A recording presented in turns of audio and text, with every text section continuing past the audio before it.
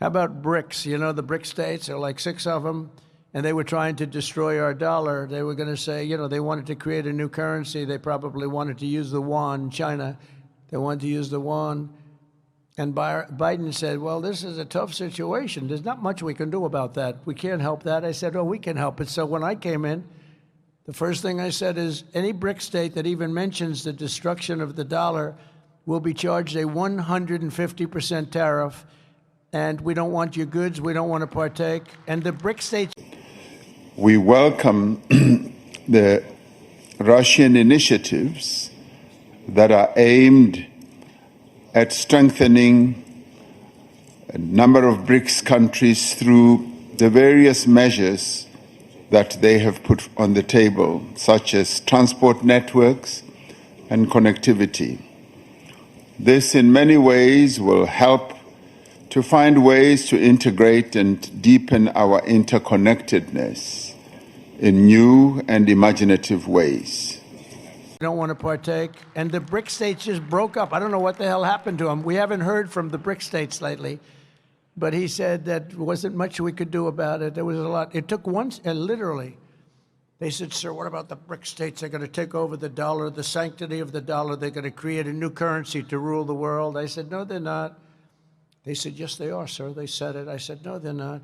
Tell them 150% tariff, plus we're not going to do business with them.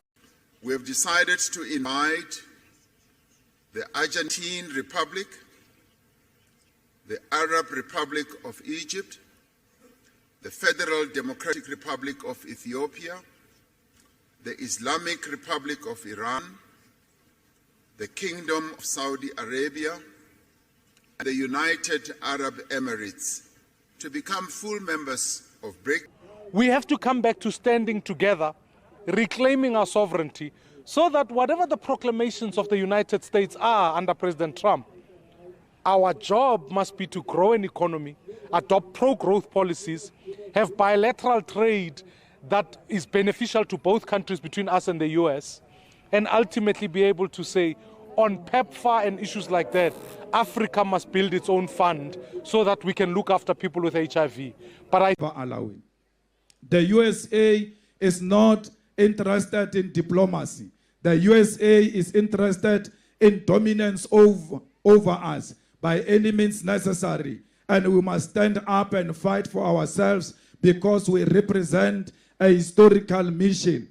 And that mission is the return of the land. Whether Donald Trump's like it or not, we are going to fight for the return of the land in South Africa. Which continues to be underway. They have taken also, the South African government, aggressive positions toward the United States and its allies, including accusing Israel. I think what's important for South Africa to come back to is to how do we build a united, prosperous South Africa, build one South Africa.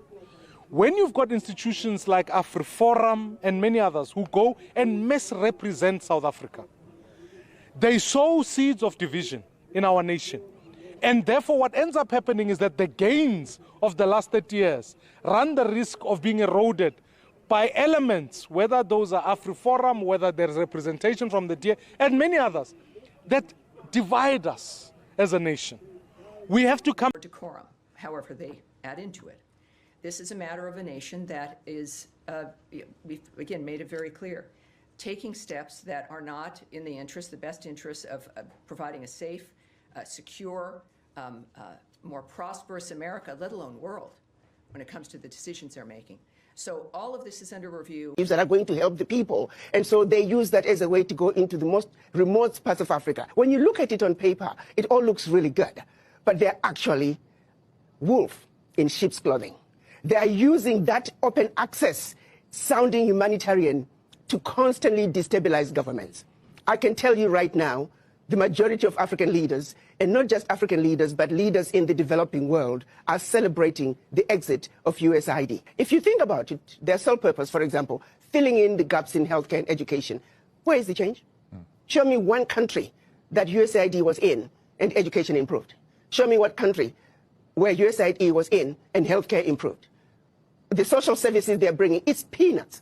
The American taxpayer needs to know the billions of dollars that are being given to USAID, a fraction is making it to the people. 金砖国家作为新兴市场和发展中国家合作的重要平台，倡导开放包容、合作共赢，不搞阵营对抗，不针对第三方，为的是实现共同发展和普遍繁荣。